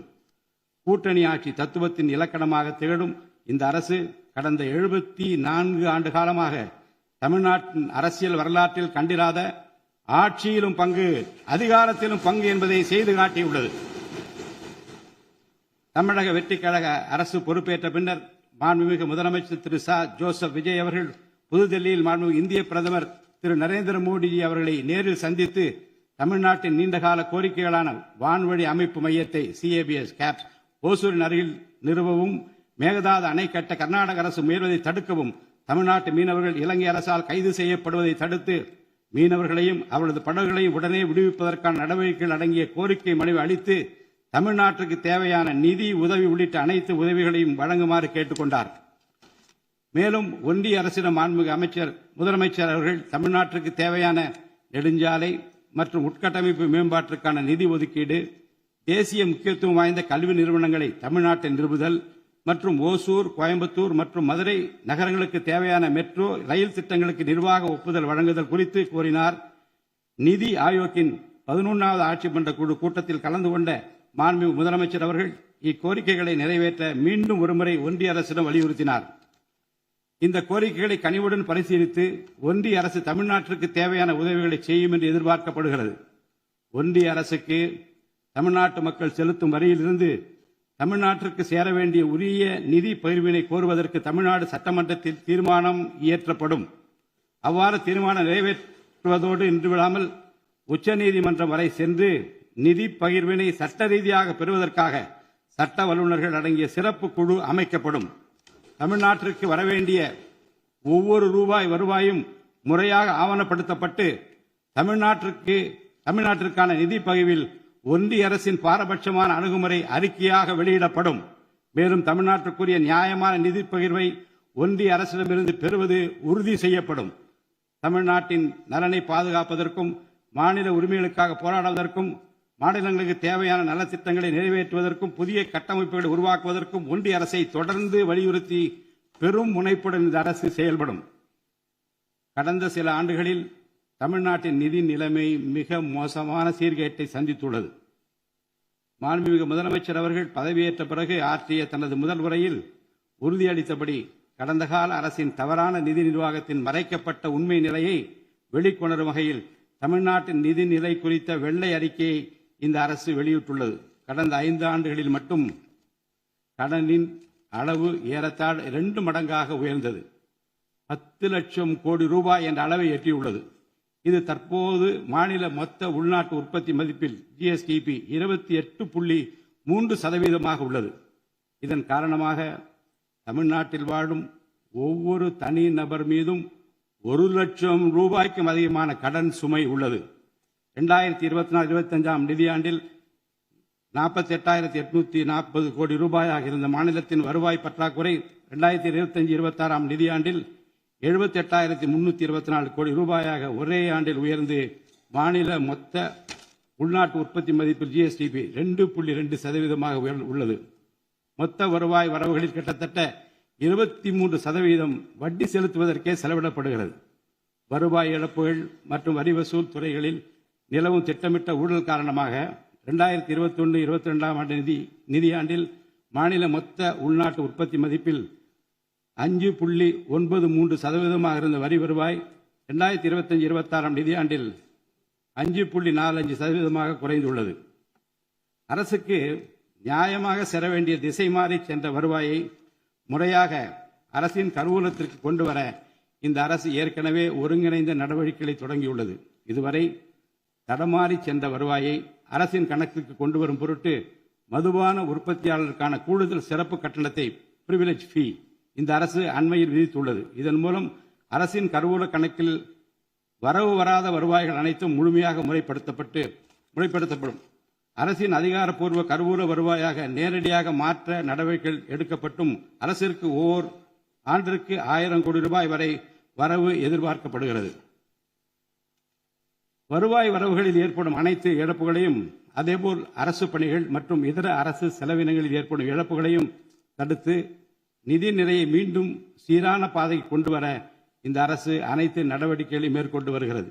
இதன் மூலம் தமிழ்நாட்டு மக்களுக்கு அளித்த வாக்குறுதிகளை இந்த அரசு முழுமையாக நிறைவேற்றும். மிகவும் சவாலான நிதி நெருக்கடியினை தமிழ்நாடு அரசு சந்தித்து வரும் வேளையிலும் மக்களுக்கு அளித்த வாக்குறுதிகளை நிறைவேற்றும் முனைப்புடன் இந்த அரசு ஆட்சி பொறுப்பேற்றவுடன் மாண்புமிகு முதலமைச்சர் அவர்கள் முதல் 3 உத்தரவுகளாக நுகர்வோரின் மின் கட்டணத்தினை குறைத்திடும் விதமாக அரசிற்கு ஏற்படக்கூடிய 1,730 கோடி ரூபாய் செலவில் 2 மாதங்களுக்கு 500 யூனிட் வரை பயன்படுத்தும் வீடுகளுக்கு 200 யூனிட் இலவச மின்சாரம் வழங்கவும், மாநிலத்தின் அனைத்து மாவட்டங்களிலும் போதைப்பொருள் தடுப்பு சிறப்பு படையினை உருவாக்கவும் மற்றும் பெண்கள் மற்றும் குழந்தைகளின் பாதுகாப்பிற்காக சிங்கப்பெண் சிறப்பு அதிரடி படையினை ஏற்படுத்தவும் ஆணையிட்டுள்ளார். பொது அமைதியை பேணி காப்பது, சட்டத்தின் ஆட்சியை நிலைநிறுத்துவது மற்றும் பெண்களுக்கு எதிரான குற்றங்களை இரும்பு கரம் கொண்டு ஒடுக்கி மகளிர் மற்றும் குழந்தைகளை பாதுகாப்பான சூழ்நிலை உருவாக்குவது இந்த அரசின் முதன்மையான லட்சியமாகும். பெண்களுக்கு எதிரான பாலியல் வன்கொடுமை மற்றும் சமூக விரோத செயல்களில் ஈடுபடுவோர் மீது இந்த அரசு மிக கடுமையான கண்டிப்பான விரைவான நடவடிக்கைகளை எடுத்து உரிய சட்ட பிரிவுகளின் கீழ் அதிகபட்ச தண்டனை பெற்றுத்தரும்.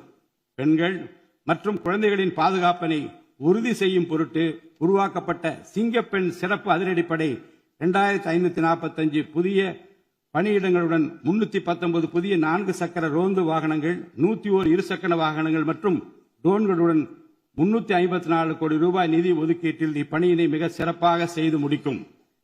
கடந்த சில ஆண்டுகளாக தமிழ்நாட்டில் போதைப்பொருள் கலாச்சாரம் வேரூன்றியுள்ளது. இதனை கட்டுப்படுத்த முந்தைய அரசு ஆக்கப்பூர்வமான நடவடிக்கைகள் எதையும் எடுக்கவில்லை. தமிழ்நாட்டின் சட்டம் ஒழுங்கு சீர்கேட்டிற்கு முதற் காரணம் மாநிலத்தின் பரவலாக கிடைக்கும் போதைப்பொருள் பழக்கம்தான். போதைப்பொருள் இல்லாத தமிழ்நாட்டை உருவாக்குவது இந்த அரசு முழு மூச்சுடன் செயல்படும். இதனை செயல்படுத்தும் விதமாக போதைப்பொருள் தடுப்பு சிறப்பு படை அனைத்து மாவட்டங்களை உருவாக்க இந்த அரசு உத்தரவிட்டுள்ளது. போதைப்பொருள் நடமாட்டத்தை முற்றிலுமாக ஒழிக்க தேவையான அனைத்து நடவடிக்கைகளையும் இந்த அரசு எடுத்து வருகிறது. பொதுமக்களின் நலனில் பெரிதும் அக்கறை கொண்ட இந்த அரசு பொறுப்பேற்றவுடன் முதற்கட்டமாக வழிபாட்டு தலங்கள், கல்வி நிறுவனங்கள் மற்றும் பேருந்து நிலையங்களுக்கு அருகில் 500 மீட்டர் தொலைவில் அமைந்திருந்த 717 மதுபான சில்லறை விற்பனை கடைகள் மூடப்பட்டுள்ளன.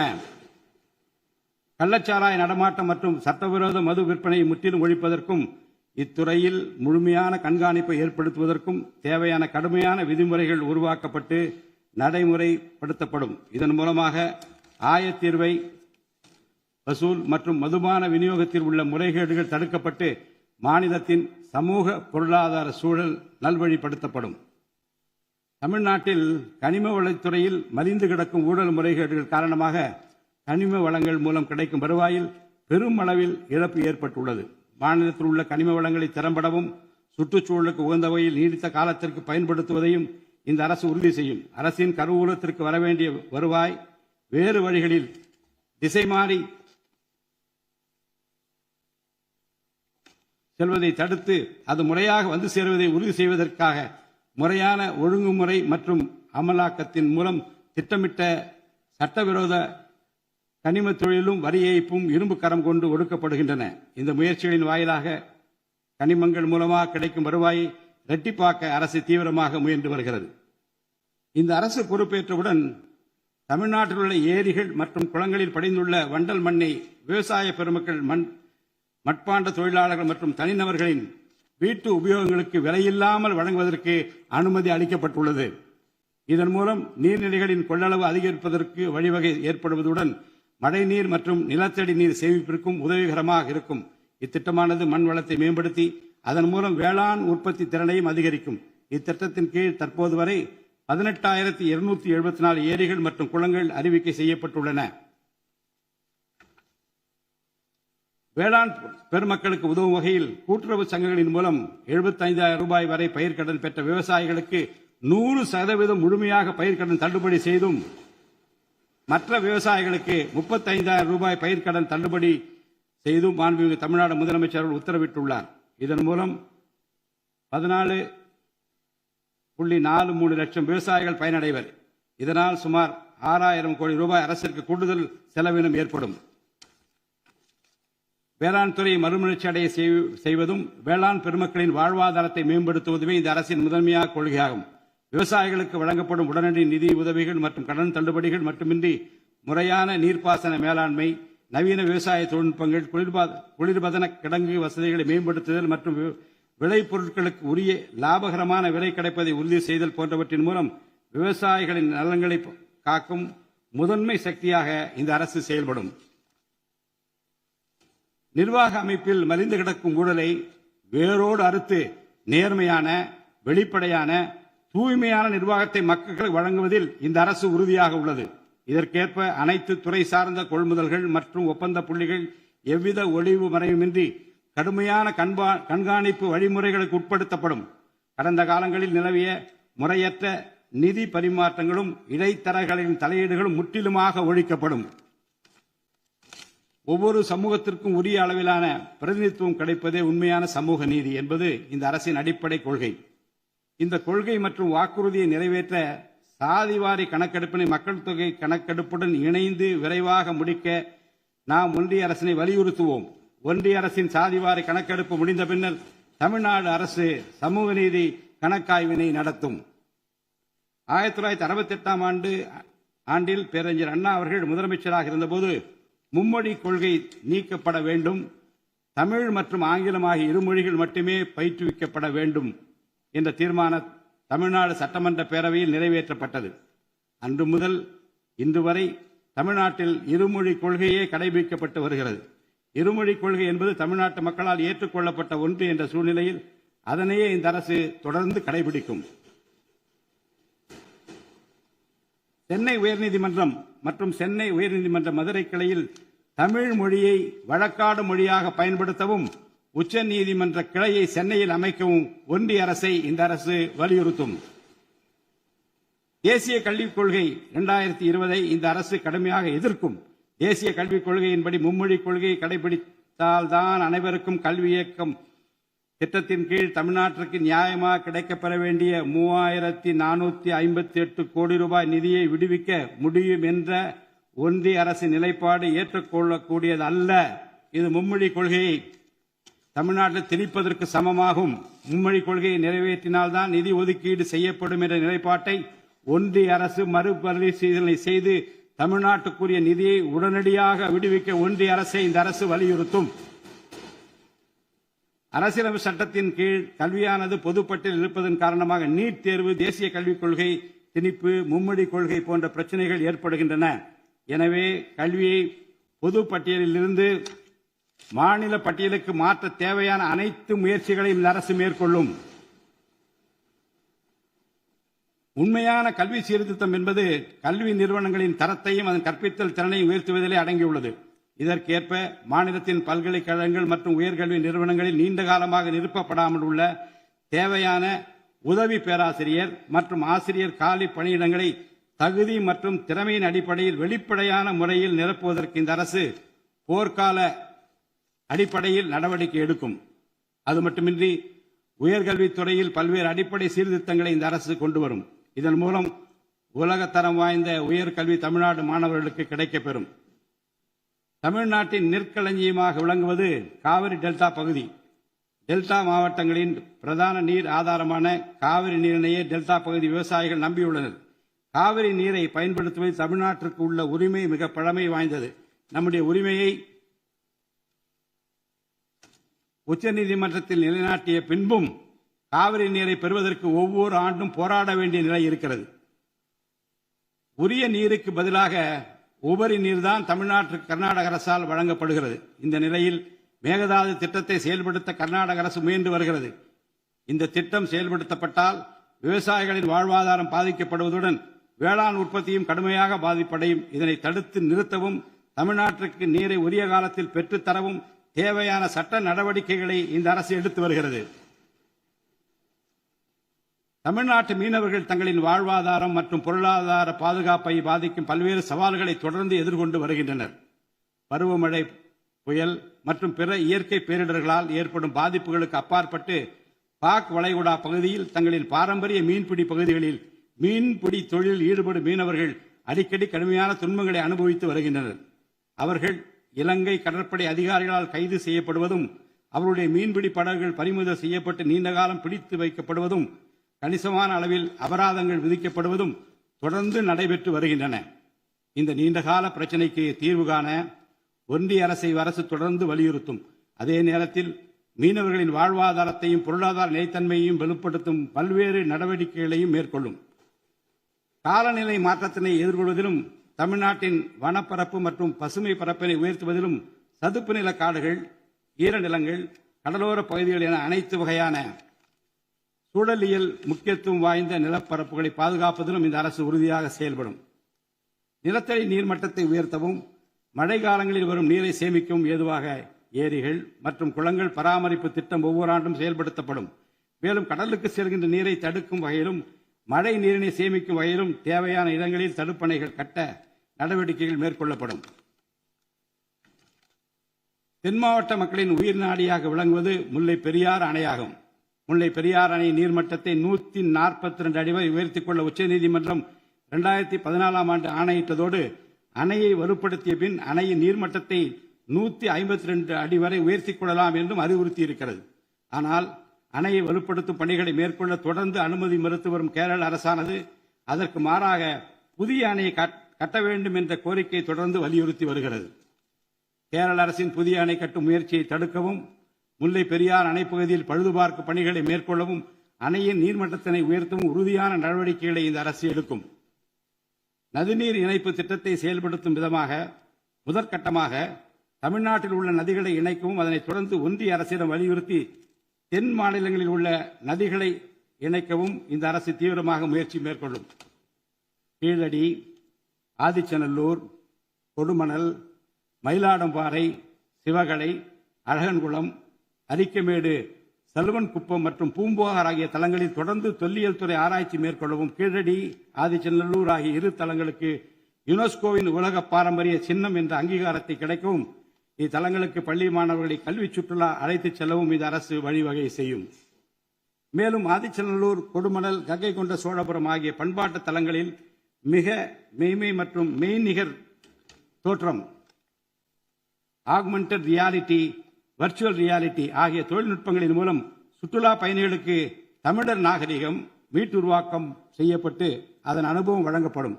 இவற்றுடன் இணைந்து மாநிலத்தின் இயற்கை வளங்களையும் சுற்றுச்சூழல் சமநிலையையும் பேணிக்காக்கும் வகையில் ஒரு விரிவான நிலையான சுற்றுலா கொள்கை சஸ்டைனபிள் டூரிசம் பாலிசி வகுக்கப்படும். சுற்றுச்சூழல் பாதுகாப்போடு உட்கமைப்பை மேம்படுத்தி தமிழ்நாட்டை உலகளாவிய பாரம்பரிய மற்றும் சூழல்சார் சுற்றுலா தலமாக இந்த அரசு மாற்றும். வரும் 2036ஆம் ஆண்டிற்குள் தமிழ்நாட்டை $15 டிரில்லியன் பொருளாதாரம் கொண்ட மாநிலமாக உருவாக்கிட வேண்டும் என்ற முதலமைச்சர் அவர்களின் இலக்குடன் தொழில்கள் வளர வேண்டும், தொழிலாளர்கள் வாழ வேண்டும் என்ற கொள்கையில் இந்த அரசு உறுதியாக உள்ளது. தமிழ்நாட்டில் தொழில் வளர்ச்சியை மேம்படுத்தும் வகையில் தொழில் நிறுவனங்கள் தொடங்குவதற்கான நடைமுறைகள் எளிமைப்படுத்தப்படும். இதன்படி குறு, சிறு மற்றும் நடுத்தர தொழில்கள் தொடங்க தேவையான அனுமதியினை ஒற்றைச்சாளர முறையில் விரைவாக வழங்குவதற்கான நடவடிக்கைகளை இந்த அரசு எடுக்கும். இதன் மூலம் தமிழ்நாடு தொழில் வளர்ச்சி அடைவதோடு லட்சக்கணக்கான வேலை வாய்ப்புகள் உருவாக்கப்படும். மாநிலத்தின் பொருளாதார நிலைத்தன்மையையும் தொழில்துறை வளர்ச்சியையும் ஊக்குவிக்கும் நோக்குடன் முந்தைய தொழில் கொள்கைகளின் தொடர்ச்சியை பேணுவதோடு தற்கால மற்றும் வருங்கால தேவைகளை கருத்தில் கொண்டு ஒரு புதிய தொழில் கொள்கையை இந்த அரசு வகுத்து உள்நாட்டு மற்றும் உலகளாவிய நிறுவனங்கள் தமிழ்நாட்டில் தங்களது முதலீடுகளை மேற்கொள்வதற்கான சிறப்பு ஊக்கத்தொகை திட்டங்களை இந்த அரசு செயல்படுத்தும். அனைத்து துறைகளுக்கும் பொருந்தக்கூடிய வகையில் ஒற்றைச்சாளர முறை சிங்கிள் விண்டோ சிஸ்டம் முழுமையான டிஜிட்டல் தளமாக மேம்படுத்தி எவ்வித நிர்வாக தாமதமுமின்றி அனைத்து அனுமதிகளையும் விரைந்து வழங்கி தொழில் தொடங்குவதை எளிதாக்கும். ஈஸ் ஆஃப் டூயிங் பிசினஸ் சூழலை இந்த அரசு மேம்படுத்தும். பன்னாட்டு நிறுவனங்களின் முதலீடுகளை ஈர்க்கும் வகையில் தமிழ்நாடு முதலீட்டாளர் ஊக்குவிப்பு ஆணையம் ஒன்று தலைமைச் செயலாளர் தலைமையில் ஏற்படுத்தப்படும். இந்த ஆணையத்தின் மூலம் 200 கோடி ரூபாய்க்கும் அதிகமாக முதலீடு செய்யும் நிறுவனங்கள் அல்லது 5000 பேருக்கு வேலைவாய்ப்பு வழங்கும் நிறுவனங்களுக்கு விரைந்து தொழில் தொடங்க அனுமதி அளிக்க நடவடிக்கை எடுக்கப்படும்.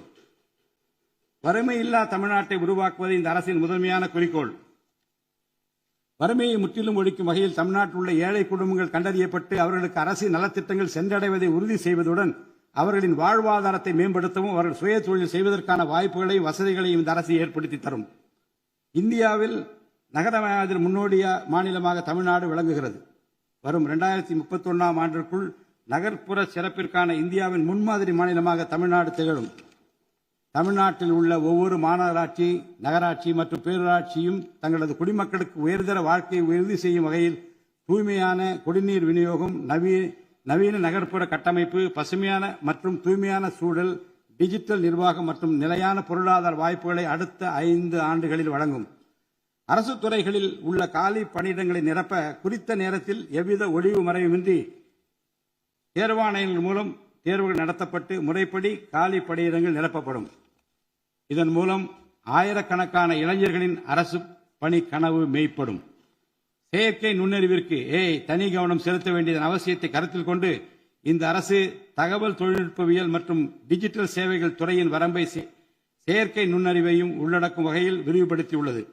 அரசு துறைகளின் செயல்திறனை மேம்படுத்தவும் பொதுமக்களுக்கு சிறந்த மின் ஆளுமை கவர்னன்ஸ் சேவைகளை வழங்கவும் இத்துறை செயற்கை நுண்ணறிவு கருவிகளை பயன்படுத்த துணை புரியும்.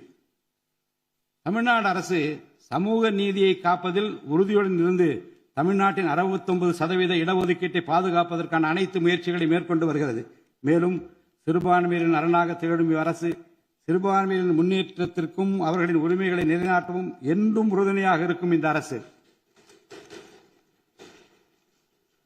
ஒரு உண்மையான மதசார்பற்ற சமூக நீதி அரசாக திகழும் என்பதில் எனக்கு ஐயமில்லை.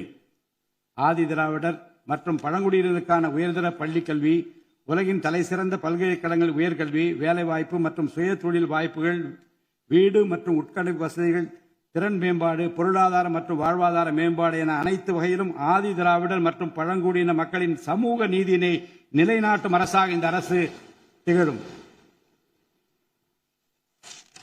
மாற்றுத்திறனாளிகளின் நலனை பேணி பாதுகாக்க இந்த அரசு உறுதி பூண்டுள்ளது. மாற்றுத்திறனாளிகளின் உரிமைகள், சமத்துவம் மற்றும் சமூக பாதுகாப்பினை உறுதி செய்யும் முன்னணி மாநிலமாக தமிழ்நாடு அரசு திகழும். டிஜிட்டல் மற்றும் உட்கட்டமைப்பில் மாற்றுத்திறனாளிகளுக்கு சமமான அணுகல் வசதி ஏற்படுத்தி கொடுப்பது மட்டுமல்லாமல் சமூகத்தில் அவர்களின் முன்னேற்றத்திற்கு சிறப்பு கவனம் அளிக்கப்படும். மாற்றுத்திறனாளிகளுக்கான 4% இடஒதுக்கீட்டு முறையாக நடைமுறைப்படுத்தவும் இந்த அரசு நடவடிக்கை எடுக்கும். எதிர்கால ஒலிம்பிக் வெற்றியாளர்களை உருவாக்கவும் தமிழ்நாட்டை இந்தியாவின் முன்னணி விளையாட்டு ஆற்றல் மையமாக நிலைநிறுத்துவதையும் நோக்கமாக கொண்டு ஒலிம்பிக் உயர் திறன் மையங்கள் ஒலிம்பிக் சென்டர்ஸ் ஆஃப் எக்ஸலன்ஸ் அமைக்க இந்த அரசால் நடவடிக்கை மேற்கொள்ளப்படும். இம்மையங்கள் உலக தரத்திலான பயிற்சி, உட்கட்டமைப்பு, உயர்தர பயிற்சி, நவீன விளையாட்டு, அறிவியல் வசதிகள், செயல்திறன் பகுப்பாய்வு மற்றும் முழுமையான விளையாட்டு மேம்பாட்டு சேவைகள் வழங்கும். திருநர் கண்ணியத்துடன் வாழ வழி செய்யும் விதமாக அவர்களுக்கு திறன் மேம்பாட்டு பயிற்சி வழங்கவும், சுய உதவி குழுக்கள் அமைச்சிடவும், வாழ்வாதார வாய்ப்புகள் மற்றும் வேலை வாய்ப்பு பெற்றிட துணை புரிந்தும் வீட்டு வசதிகளை உருவாக்கிடவும் இந்த அரசு உறுதுணையாக இருக்கும். நமது வரலாற்று சிறப்புமிக்க ஆன்மீக கோயில்களின் நிர்வாகத்தை மேம்படுத்தும் வகையில் இந்து சமய அறநிலையத்துறையில் கட்டமைப்பு சீர்திருத்தங்களை இந்த அரசு மேற்கொள்ளும். கோயில் சொத்துக்கள், நிலங்கள் மற்றும் அறக்கட்டளை வருவாய்கள் அனைத்தையும் முழுமையாக தணிக்கை ஆடிட் செய்வதற்கும் கணக்குகளை வெளிப்படையாகவும் கணினிமயமாகவும் கொண்டு வருவதற்கும் நடவடிக்கை எடுக்கப்படும். முந்தைய காலங்களில் நிலவி வந்த நிர்வாக முறைகேடுகள் முற்றிலும் களையப்பட்டு கோயில்களில் அசையும் மற்றும் அசையா சொத்துக்கள் அனைத்தும் அதன் புனிதமான நோக்கங்களுக்காக மட்டுமே பயன்படுத்தப்படும் இந்த அரசால் உறுதி செய்யப்படும். அரசின் நலத்திட்டங்களை மக்களிடம் எடுத்துச் செல்வதில் முக்கிய பங்கு வகிப்பவர்கள் அரசு ஊழியர்கள். இளைய சமுதாயத்தை நல்வழிப்படுத்துவதில் முக்கிய பங்கு வகிப்பவர்கள் ஆசிரியர்கள். அரசு ஊழியர்கள், ஆசிரியர்கள் மற்றும் ஓய்வூதியதாரர்களின் நலன்களை தொடர்ந்து பாதுகாக்கப்படும். அவர்களுக்கான மருத்துவ காப்பீட்டு திட்டங்கள் மேலும் செம்மைப்படுத்தப்படும். தமிழ்நாட்டின் வளர்ச்சியினை மேலும் ஊக்குவித்துவிடவும் மக்களின் வாழ்வாதாரத்தினை மேம்படுத்திடவும் அனைத்து துறைகளையும் உள்ளடக்கிய வெற்றி தமிழகம் தொலைநோக்கு திட்டங்கள் அடுத்த 5 ஆண்டுகளில் இவ்வரசு செயல்படுத்தும். தமிழ் அடையாளம் மற்றும் பெருமை, கண்ணியமான வாழ்வு மற்றும் சமூக பாதுகாப்பு, மகளிர் நலன், இளைஞர் நலன், விவசாயிகள், விவசாய கூலி தொழிலாளர்கள் மற்றும் மீனவர் நலன், உலகத்தரம் வாய்ந்த கல்வி, வளமான தமிழ்நாடு, சிறந்த மருத்துவம் மற்றும் சுற்றுச்சூழல், உலகத்தரமான கட்டமைப்பு மற்றும் மக்கள் நல அரசு, நேர்மையான மற்றும் வெளிப்படையான நிர்வாகம் என 10 தூண்களை உள்ளடக்கிய வளர்ச்சி பாதையாக இது இருக்கும். எத்தனை தடைகள் வந்தாலும் அனைத்தையும் தகர்த்தெறிந்து ஊழலற்ற நேர்மையான நிர்வாகத்தை தந்து அதன் மூலம் பொருளாதார மறுமலர்ச்சியை ஏற்படுத்திட இந்த அரசு உறுதி பூண்டுள்ளது. அரசின் நலத்திட்டங்கள் அனைத்து பிரிவினரையும் சென்றடைய இந்த அரசு செயலாற்றும். இந்த அரசால் அறிவிக்கப்பட்ட வாக்குறுதிகள் அனைத்தும் மாநிலத்தின் நிதி நிலையை சீரமைத்து வருங்காலங்களில் ஒவ்வொன்றாக நிறைவேற்றப்படும். தமிழ்நாட்டு மக்கள் மிகுந்த எதிர்பார்ப்புக்கிடையில் படைபலம், பணபலம், அதிகார பலத்தை மீறி மாண்புமிகு முதலமைச்சர் திரு ஜோசப் விஜய் அவர்களின் தலைமையிலான இந்த அரசை தேர்ந்தெடுத்திருக்கிறார்கள். இம்மக்களின் எதிர்பார்ப்புகளை நிறைவேற்ற வேண்டியது இந்த அரசின் கடமை. இந்த கடமையை நிறைவேற்ற சட்டமன்ற உறுப்பினராகிய நீங்கள் எல்லாம் இந்த அரசுக்கு ஒத்துழைப்பு அளிப்பீர்கள் என்று நம்புகிறேன். இந்த மாமன்றத்தில் நடைபெறும் விவாதங்களில் கலந்து கொண்டு அரசுக்கு ஆக்கப்பூர்வமான ஆலோசனைகளை வழங்குவீர்கள் என்பது எனக்கு ஐயமில்லை. பிறப்புக்கும் எல்லா உயிருக்கும் என்ற வள்ளுவரின் வாக்கிற்கு ஏற்றார் போல அனைவருக்குமான அரசாக, மக்களுக்கான அரசாக, வெறுப்பு வெறுப்பின்றி நேர்மையாக, வெளிப்படையாக, ஒளிவு மறைவின்றி இந்த அரசு செயல்படும். தமிழ்நாட்டை இந்தியாவிலேயே தலைசிறந்த மாநிலமாக உருவாக்கி காட்டுவோம். மற்ற மாநிலங்களுக்கு முன்மாதிரியாக தமிழ்நாடு விளங்க பாடுபடுவோம். அரசின் இந்த முயற்சிக்கு சட்டமன்ற உறுப்பினர்கள் அனைவரும் முழு ஒத்துழைப்பு நல்க வேண்டும் என்று கேட்டு எனது உரையை நிறைவு செய்கிறேன். நன்றி, வணக்கம்.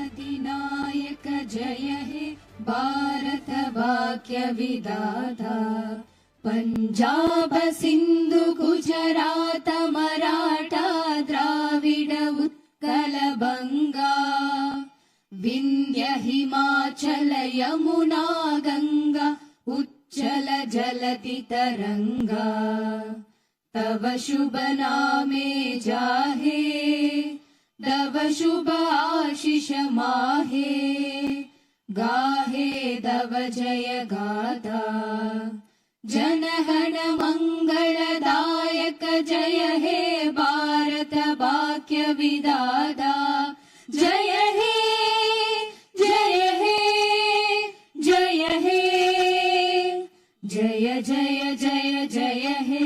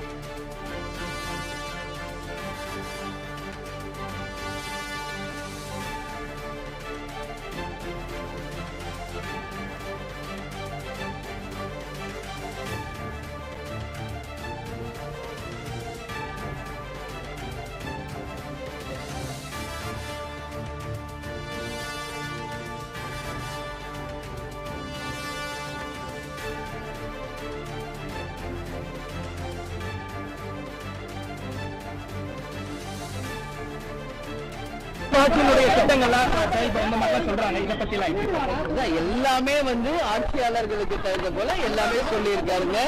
நிச்சயமாக இன்றைக்கு அவருடைய உரை ஆளும் கட்சி தரப்புக்கு ஆதரவான ஒரு உரையாக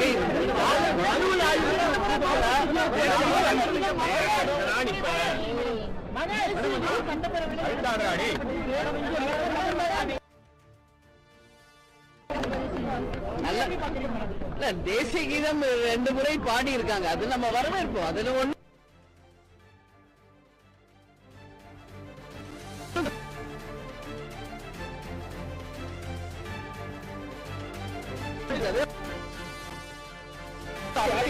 வெளியே போ